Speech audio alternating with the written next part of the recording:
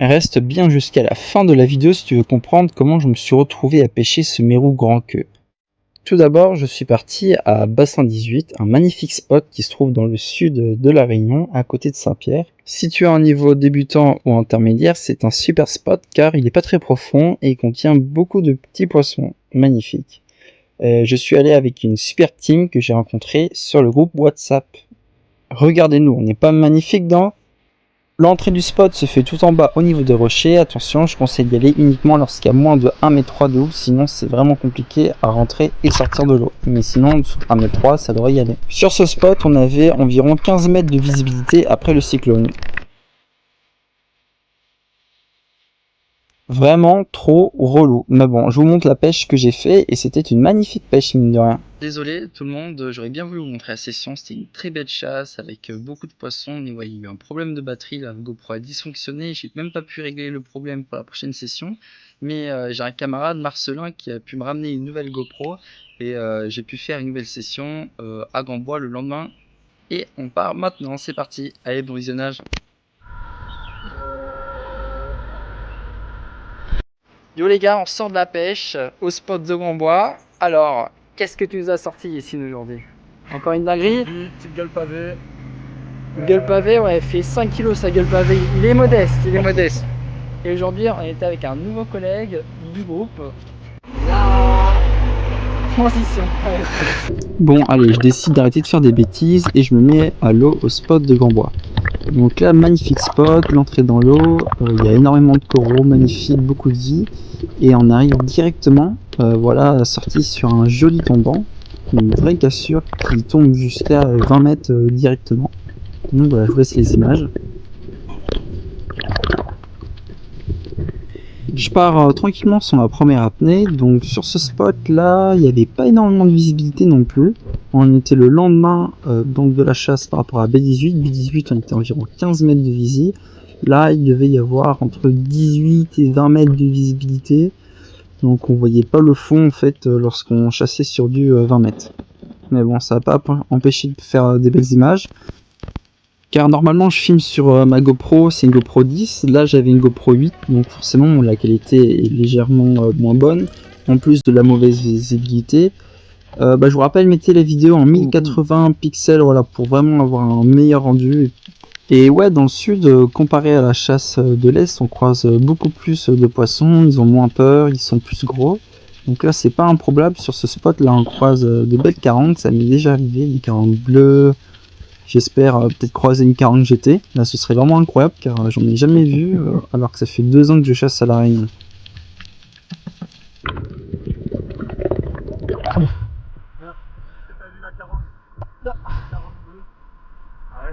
Vous avez vu la 40? J'ai vu une seule, une 40 bleue en surface. Ah putain. Ah ouais? Ouais, elle passe, j'ai essayé de la bleue, là, elle a bien aussi. Belle ou ouais, quand même. Ouais, 2 kilos en bas. Je dirais 3 kilos. Ouais, 2-3. Là devant vous, on voit Marcelin avec son magnifique Basile Daniel en 120. Je repars sur une prochaine apnée pour mon premier tir de la session. Ces grandes falaises sous-marines me rappellent ma deuxième vidéo que j'ai fait quand j'étais à Étang-Salé, voilà, sur le tombant, pareil, qui tombe d'environ 20-25 mètres directement. Là, ce que tu entends, on appelle ça des bruits de gorge. Beaucoup de personnes m'ont posé la question, c'était quoi comme bruit? Certaines personnes pensaient que j'étais en train de m'étouffer, ou qui savaient pas du tout. Non, non, en fait, c'est fait exprès, et c'est pour attirer les poissons. Car justement, généralement, les poissons comme les cardinaux ou les carangues, quand ils sont un petit peu en situation de détresse, ils font des bruits de gorge pour signaler voilà une détresse et qu'il y a un danger. Et ça, généralement, ça attire les autres poissons, comme par exemple les licornes, les capucins, les carangues, etc. Ils sont sensibles à ce bruit. Alors là, j'étais en train de traquer une gueule pavée que j'avais vue pendant ma coulée. Je me suis posé au fond en espérant qu'elle vienne me voir, qu'elle soit un peu curieuse. Donc elle bouge pas trop et je décide de partir à la chasse. Là on va la voir qui passe devant une patate blanche, ça doit être à 5-6 mètres, mais je tire et je le loupe. Dommage parce qu'elle était à portée de tir car ma flèche rentre directement dans la roche. Sur cette prochaine apnée, je vais faire mon premier poisson de la session. Bon, là au départ de la session, au niveau des falaises, c'était un petit peu mort. Il n'y avait pas forcément beaucoup de vie à part des chirurgiens. Il y a des très très grosses licornes qui passaient au loin. Voilà, des petits poissons. Mais là, tout d'un coup, qu'est-ce que je croise? Un baliste clown. Ma prochaine victime, le pauvre. Bon, bah, je décide d'aller le voir et je vais le prélever, ce petit coquin. Et là, je lui tire dessus. Et au départ, bah, je pensais que je l'avais loupé. Comme la flèche l'a transpercé comme du beurre, même lui, il n'avait pas capté. Et seulement 2-3 secondes après, en fait, voilà, il commence à comprendre qu'il est pris au piège, quoi. Quand j'ai tiré le baliste, j'ai croisé un zourite qui est vite parti se cacher. Là, j'imagine que vous l'avez pas vu. Mais il était trop petit, donc je suis pas parti le récupérer après. Je recharge mon fusil et je repars directement sur une prochaine apnée. Là, il y avait beaucoup plus de vie car on est parti à un nouvel endroit où il y avait un regroupement de patates. Donc là, il y avait plein de bandes de poissons, de perches d'or, de gros capucins jaunes, des gros rougets, etc. Donc je décide de prendre le plus gros. Et là, il me met une esquive. Incroyable. Bien joué à lui, et en plus, bah voilà. J'en ai même pas eu un seul au bout de la fiche, moi qui comptais faire un doublé. Là, on part sur une prochaine apnée. Et petite anecdote pour ceux qui font pas de chasse sous-marine, vous pouvez pas forcément savoir, mais c'est assez drôle, on pourrait se croire là actuellement dans un jeu vidéo, comme dans les jeux Mario, où quand on se déplace dans le noir, il y a seulement une petite zone éclairée. Voilà, c'est pareil, quand on est au milieu de la mer et qu'il n'y a pas une très grande visibilité comme ça, mais en fait, on a l'impression d'être dans une bulle de 15 mètres. Et quand on se déplace, voilà, devant, ça s'éclaircit, et derrière, bah, ça devient de bien de... Enfin bref. Là, devant moi, la taille des perches d'or était vraiment, j'en ai jamais vu des aussi grosses. Franchement, chaque poisson, il devait faire en moins 400-500 grammes. Donc, mais bon, j'avais déjà plein de poissons de la chasse de guerre, donc là, je décide de plus viser les grosses espèces. Et parfait, il y avait un latanier qui tournait autour de moi, donc je décide de prolonger mon agachon pour voilà, essayer de tenter un tir. Je vois qu'il est réceptif à mes bruits de gorge, il se rapproche petit à petit, j'attends qu'il se met 3/4 face, et là je tire et je l'ai eu en plein milieu. Aucune chance qu'il se décroche. Donc joli latanier, qui est de taille moyenne que je mangerai tout seul à la fin de la session.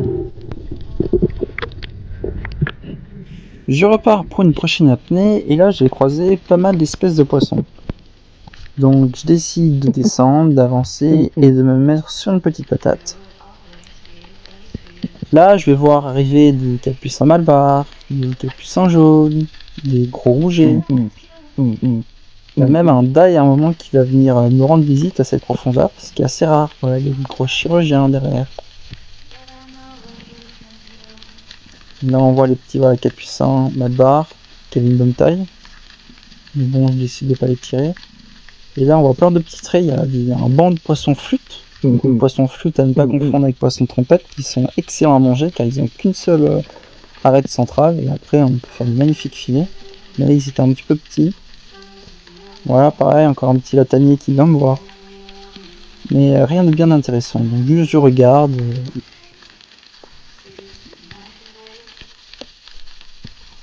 Et voilà, la chasse sous-marine, c'est aussi attendre au fond sans que aucun poisson intéressant vienne vous voir. Donc, c'est pas grave, on remonte.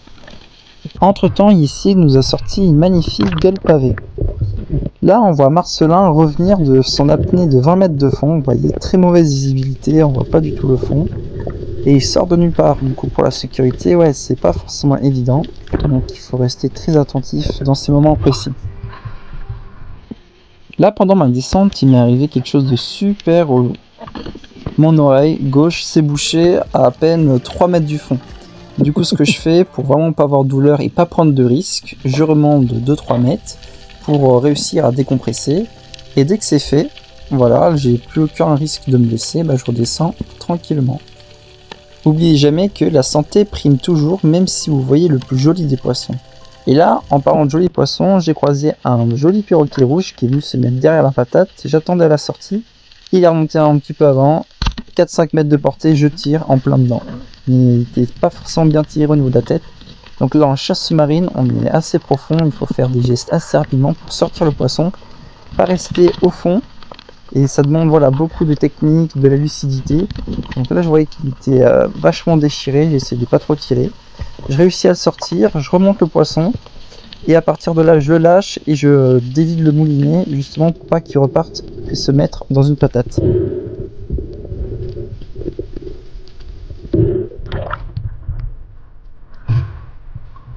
Je sais pas s'il est bien tiré là.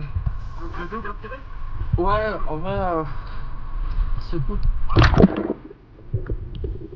À ce moment précis, Marcelin va pour doubler le poisson et une fois arrivé en bas, bon, on a jugé que c'était pas forcément nécessaire de doubler car il était assez bien tiré.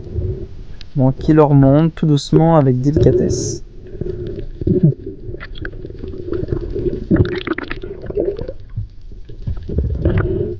Je le récupère au bout de la flèche et je viens le plaquer contre moi immédiatement pour pas qu'il s'échappe.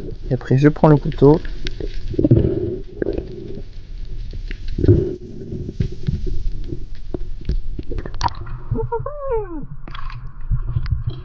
Joli, hein? Ouais. Ah, il est de belle couleur. Hein. Il est magnifique, hein. À chaque fois, les couleurs, il est très très beau. Ouais. Et les rouges comme ça, tu vas voir, ils sont pas forts comme Il est vert. les verts là. Donc voilà, plus de batterie sur la GoPro, mais j'ai quand même finalement réussi à sortir un grand queue et un joli calamar. Donc voilà, maintenant vous savez comment est-ce que j'ai sorti ce poisson pour le manger en papillote. Vraiment très très bon poisson avec une très bonne chair.